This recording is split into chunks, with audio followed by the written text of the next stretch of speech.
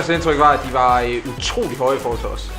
Altså nu er jeg selv høj, så jeg hæver ligesom standarden i resten af truppen, men vi bliver jo nødt til at bruge det som en fordel. Altså vi må gå ud fra, at vi så er hurtigere end dem, og at vi har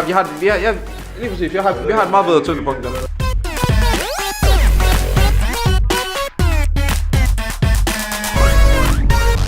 Det gør det.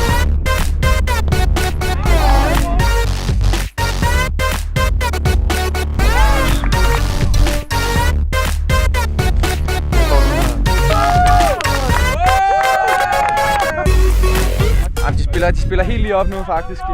Kom så! Desværre nede med 2, men altså skulle lige have nervøsiteten på plads, men nu ser det sgu pisse godt ud.